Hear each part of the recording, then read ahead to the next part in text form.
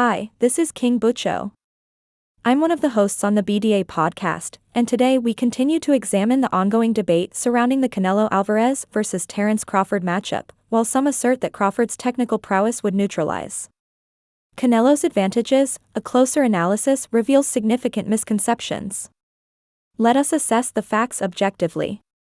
A common argument among Crawford supporters is that, while Canelo may hold a power advantage, Crawford's boxing IQ and defensive mastery would prevail if Canelo did not have a size advantage. The assertion that Terence Crawford's boxing skills surpass those of Canelo Alvarez demands rigorous analysis.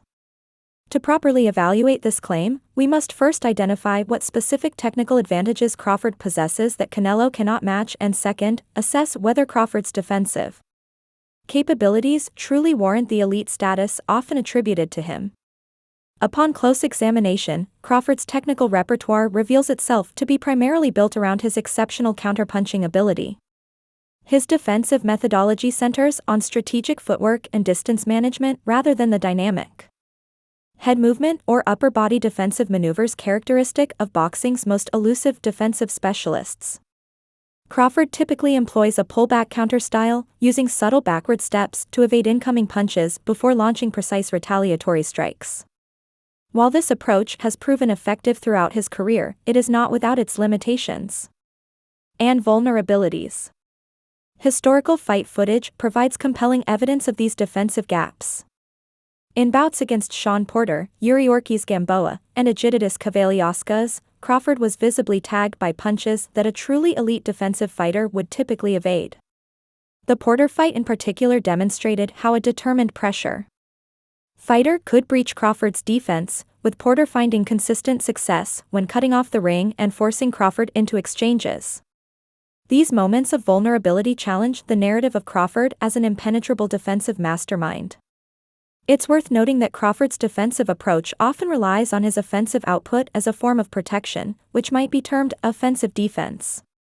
By maintaining constant offensive pressure and varied punching angles, Crawford discourages opponents from letting their hands go freely. However, this system creates inherent risks, as it depends on Crawford consistently outpunching and outthinking his opponents. But he puts himself at risk to counters. He does so by dropping his hands and leaving his head on the same axis. When facing elite competition capable of matching his output or disrupting his rhythm, this approach becomes less reliable as a defensive strategy. In contrast, Canelo Alvarez's defensive evolution presents a more complete and versatile skill set. Over the past decade, Canelo has developed a sophisticated defensive system incorporating advanced head movement that allows him to slip punches with minimal energy expenditure, precise upper body rolls that enable him to evade hooks and uppercuts, and a well-timed high guard for blocking and parrying incoming shots. This multifaceted defensive approach gives Canelo multiple tools to neutralize incoming offense, making him less reliant on any single defensive tactic. His ability to blend these techniques seamlessly with his counterpunching represents a level of defensive sophistication that Crawford has not demonstrated to the same degree. The distinction becomes particularly apparent when examining how each fighter handles pressure. Crawford tends to retreat and reset when pressured, using lateral movement and pivots to create new punching angles.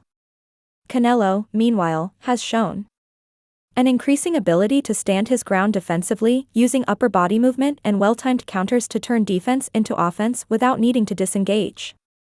This difference in defensive philosophy could prove significant in their matchup.